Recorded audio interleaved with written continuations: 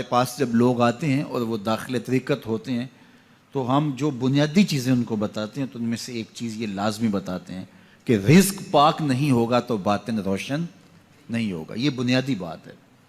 اگر رزق پاک نہیں ہے تو میرے حضور نے ارشاد فرمایا کہ ایک بندہ سفر کر کے کعبۃ اللہ کے صحن میں پہنچتا ہے اور کعبے کے پردوں کو تھام لا ہے وہ یمد یدیہ اور لمبے لمبے ہاتھ کر کے کہتا ہے اے اللہ, لیکن اس کا کھانا حرام ہے, اس کا پینا حرام ہے, اس کا لباس حرام ہے, وہ غذیہ بالحرام, اس کو غذا حرام سے دی گئی ہے.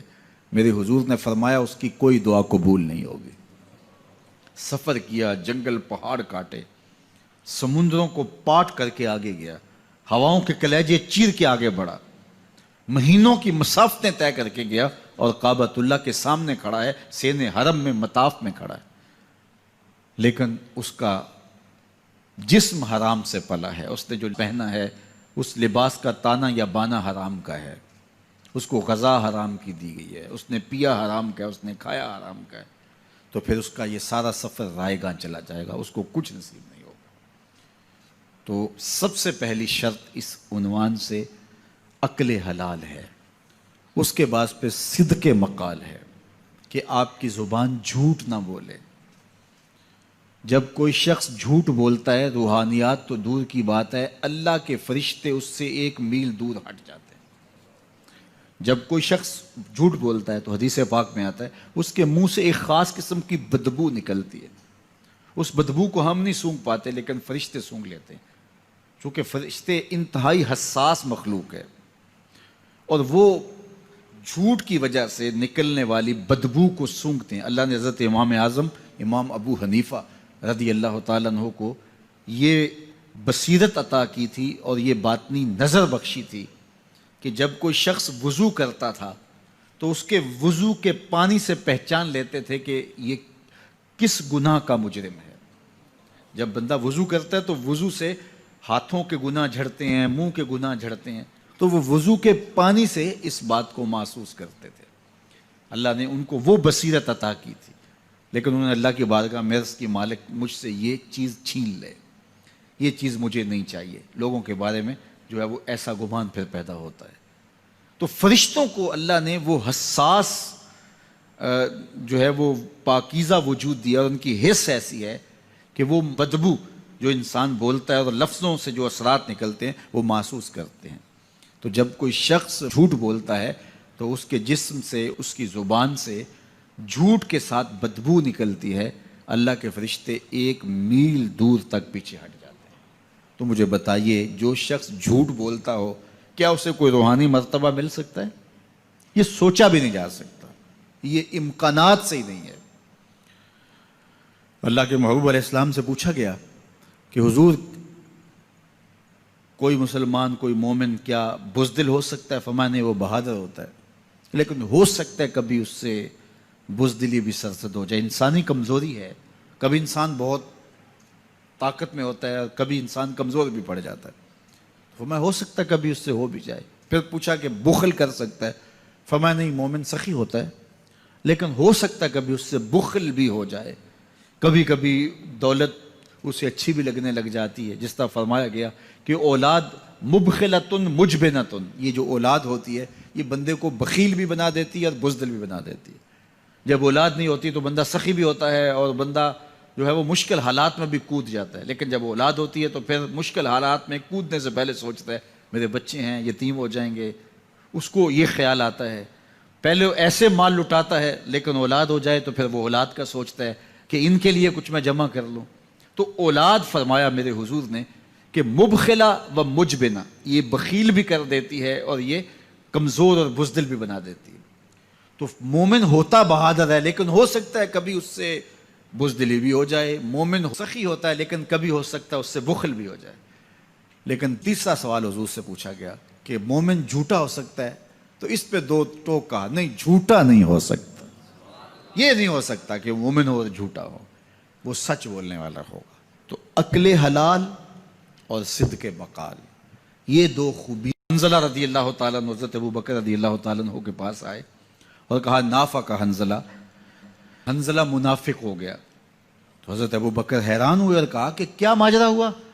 کہا کہ حضور کے پاس ہوتے ہیں تو کیفیت اور ہوتی ہے، اور جب واپس آ جاتے ہیں تو پھر وہ کیفیت برقرار نہیں رکھ پاتے۔ یہی تو نفاق ہے کہ وہاں کیفیت اور ہے اور یہاں کیفیت اور ہے۔ تو حضرت ابوبکر صدیق رضی اللہ تعالیٰ عنہ نے فرمایا کہ یہ حالت تو میری بھی ہے، چلو حضور کے پاس چلتے ہیں۔ آقا کریم کی خدمت میں حاضر ہوئے اور جا کے کہا کہ حضور حالت یہ ہے۔ تو آقا کریم نے فرمایا کہ وقت کی بات ہوتی ہے، اور اگر تمہاری وہ کیفیت جو یہاں ہے وہ باہر بھی برقرار رہے تو مدینے کی گلیوں میں فرشتے تم سے مصافحہ کیا کریں۔ تو صحبت کا ایک رنگ اور صحبت کی اپنی ایک برکت ہوتی ہے، اس لیے اچھے لوگوں کی صحبت، اچھے استاد کی صحبت، والدین کی صحبت، اچھے دوستوں کی صحبت اور شیخ کی صحبت، یہ صحبت رنگ دیتی ہے۔ گر تو سنگے خاراؤ مر شوی، چوں بصاحب دل رسی گوہر شوی۔ مولا رومی فرماتے ہیں اگر تو سخت پتھر ہے، سنگے خاراؤ مر شوی، چوں بصاحب دل رسی، کسی صاحب دل کی صحبت میں بیٹھ گوہر شوی، تو موتی بن جائے گا۔ صحبت رنگ چڑھائے گی نا، صحبت رنگ چڑھائے گی۔ شیخ سعدی فرماتے ہیں میں حمام میں گیا تو وہاں مٹی تھی اور میں نے سونگا تو اس سے خوشبو آ رہی تھی، تو میں نے کہا تو مٹی ہے اور تیرے وجود سے خوشبو آ رہی ہے؟ تو اس مٹی نے زبان حال سے جو جواب دیا وہ شیخ سعدی نے نظم کیا کہ اس مٹی نے کہا کہ میں ہوں تو مٹی لیکن چند دن تک پھول کے قدموں میں بیٹھی رہی ہوں۔ جمال ہم نشیں در من اثر کر وگرنہ من ہما خاکم کے ہستم، میرے ہم نشیں کا جمال میرے اندر سرایت کر گیا ہے، ورنہ ہوں تو میں ذات کی مٹی۔ اللہ اکبر۔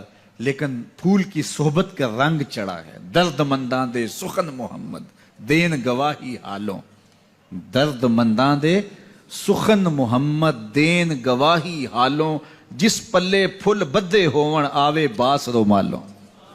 یہ صحبت کا رنگ ہے جو اثر پذیر ہوتا ہے، اس لیے ہمیں اہل اللہ کی صحبت میں بیٹھ کے، صالحین کی صحبت میں بیٹھ کے، اچھے لوگوں کی صحبت میں بیٹھ کے سیکھنا چاہیے۔ تو اولادوں کو اپنے والدین کی صحبت میں بیٹھ کے جو ہے وہ سیکھنا چاہیے۔ دور موجود کے اندر سکھانے والا کوئی پاکیزہ وجود نہیں رہ گیا، ہم سب کو سوشل میڈیا سے سیکھتے ہیں۔ سوشل میڈیا سے آپ کو معلومات تو نصیب ہوں گی لیکن تربیت نصیب نہیں ہوگی۔ آدمی بناتے ہیں، تربیت کسی شخص کی صحبت کے نور سے نصیب ہوتی ہے۔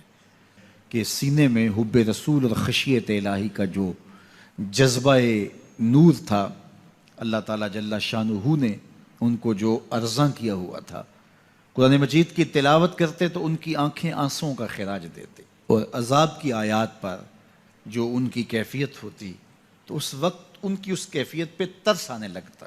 وہ آنسو جو حضور کی محبت میں بہے گئے اور اللہ کی خشیت میں آنسو جو بہے، وہ معمولی آنسو نہیں ہیں۔ رومی کہتے ہیں جہاں پانی گرتا ہے وہاں سبزہ اگتا ہے، جہاں آنسو گرتے ہیں وہاں رحمت اترتی ہے۔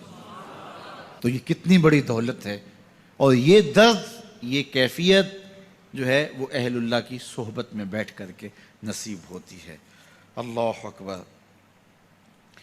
واز و تلقین ساری زندگی کا اڑنا بچھونا تھا، اور واز و تلقین میں اثر پذیری اپنے عمل کے نتیجے میں ہوتی ہے۔ انہوں نے اس قدر علمی اور دقیق نکتوں سے بھرے ہوئے خطاب نہیں کیے ہیں، سادی باتیں کرتے تھے لیکن باتیں روحوں میں اترتی تھیں۔ ہم دیکھتے تھے کہ جمعۃ المبارک کے اجتماع کے اندر کبھی کبھی تو کیفیت ایسی ہوتی کہ وہ ہم بالکل اس وقت بچے تھے، وہ کیا کہا تھا انہوں نے اور اس کے نتیجے میں وہ کیفیت پیدا ہوئی یہ تو ہمیں یاد نہیں ہوتا، لیکن اس کیفیت کی اثر آفرینی روحوں میں اترتی، اور ہم چھوٹے بچے ہونے کے باوجود بھی جو ہے وہ عجیب اس کیفیت میں، اس رنگ میں ڈوب جاتے جو کہ پورے ماحول کے اوپر رنگ طاری ہوتا، اور لگتا ہوتا تھا، مجھے اچھی طرح یاد ہے، ایسا لگتا ہوتا تھا جس طرح مسجد کی دیواریں بھی رو رہی ہیں اور آنسو بہا رہی ہیں۔ یہ کیفیت جو ہے وہ اللہ تعالیٰ جل شانہ نے ان کے لہجے میں رکھی تھی، اور اللہ نے ان کی زبان پر وہ اثر کا رنگ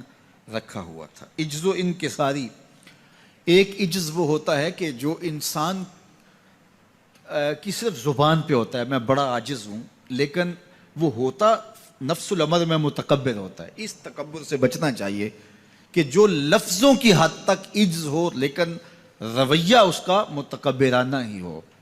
لیکن میں نے ان کو حقیقی طور پہ عاجز پایا ہے۔ عجز اور انکساری ان کی طبع کا حصہ تھا۔ انہوں نے اپنے اوپر عجز کو مسلط نہیں کیا تھا، اپنے آپ کو عاجز رکھنے کی کوشش کرتے تھے، ایسا نہیں تھا۔ ہاں، اپنے آپ کو عاجز رکھنے کی کوشش یہ بھی محمود ہے، لیکن وہ اس کیفیت میں تھے کہ وہ فطرتاً طبعاً ان کی طبیعت میں انکساری تھی اور ان کی طبیعت میں عجز تھا، اور اللہ تعالیٰ جل شانہ کو عجز بہت پسند ہے۔ یہ باتیں میں آپ سے وہ کر رہا ہوں جو میرا صرف وجدان ہی نہیں کہتا، بلکہ جو میری آنکھوں نے جس کا مشاہدہ کیا ہے۔ اچھا، میرے والد گرامی رحمۃ اللہ تعالیٰ علیہ اللہ سے بہت زیادہ ڈرنے والے تھے۔ وہ ہمیں بار بار اس بات کی تاکید کرتے تھے کہ میری قبر پکی نہ بنانا اور کوئی عالی شان مزار نہ بنانا۔ اس بات پہ زور دیتے تھے کہ میرے بعد جو ہے وہ میری کرامات کو نہ بیان کرنا، ایسی گھڑنے کی کوشش بھی نہ کرنا۔ ہم نے اپنے والد گرامی کی قبر تو پکی نہیں بنائی، لیکن ان کے فکر کو پختہ کر کے تھاما ہے۔ ہم نے ان کا عالی شان مزار تو نہیں بنایا، لیکن یہ مرکز مصطفیٰ ان کے مزار نور پر جو کہ کچا ہے، رحمتوں کے نزول کا سبب اور ذریعہ ہے انشاءاللہ۔ تو قبر کچی ہے لیکن ان کا پیغام پختہ کیا۔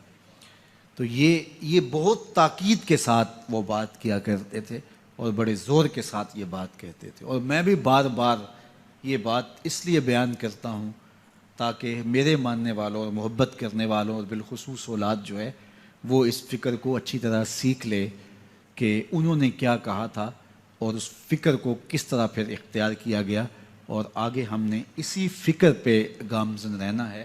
میں مر کے بھی زندہ ہوں اہل وفا کی محفل میں، میری محفل میں آ میرا مزار نہ پوچھ۔ تو بزرگوں کا ذکر جہاں ہو وہاں رحمتوں کا نزول ہوتا ہے، اور میں اپنے والد گرامی کے حوالے سے آپ کو ایسی باتیں بھی بتا سکتا ہوں الحمدللہ جو 100% سچ بھی ہیں، لیکن چونکہ انہوں نے ہمیں ایسی باتوں کو بیان کرنے سے منع ہی کیا تاکید سے۔ مجھے اچھی طرح یاد ہے کہ میرے والد گرامی بعض اوقات میں درس قرآن سے آتا تھا تو یہ مجھے کہا کرتے تھے کہ لوگوں سے پیسے تو نہیں مانگتے؟ تو میں کہتا کہ ابا جی میں آپ سے وعدہ کیا ہوا ہے، کیسے مانگتا ہوں؟ وہ بار بار کبھی کبھی 10 دن بعد کبھی مہینے بعد بھی ایسا ہوتا، تو میں کہتا کیسے میں مانگ سکتا ہوں؟ اللہ نے آپ کی دعاؤں کی برکت سے بڑا دیا ہے، تو مجھے مانگنے کی ضرورت کہ اللہ بن مانگے عطا کر رہا ہے۔ جمعۃ المبارک کا دن تھا اور میں درس قرآن پہ تھا، اور اللہ تعالیٰ جل شانہ نے ان کو اس حالت میں اس دنیا سے اٹھایا کہ وہ میرے پہ راضی تھے، اور میری ڈیوٹی درس قرآن کی جو انہوں نے لگائی تھی وہ ڈیوٹی دیتے ہوئے اپنی آنکھوں سے انہوں نے مجھے دیکھا تھا، وہ خوش تھے۔ اس مرکز کی پہلی اینٹ انہوں نے رکھی تھی، اور آج یہ مرکز تکمیل کے مراحل کی طرف بڑی تیزی کے ساتھ بڑھ رہا ہے۔ اس وقت جب انہوں نے ہمیں بہت ساری دعائیں دی تھی اور یہاں رونقیں ہوں گی، اتنا کچھ ہوگا، اس وقت ظاہری اسباب نہیں تھے، لیکن ان کی بصیرت کی آنکھ یہ سارے مناظر دیکھ رہی تھی، اور آج یہ ہجوم عاشقاں، یہ محبتوں کا عالم اور یہ پیار کی کیفیت، یہ یقیناً ان کی دعاؤں کا ثمر ہے۔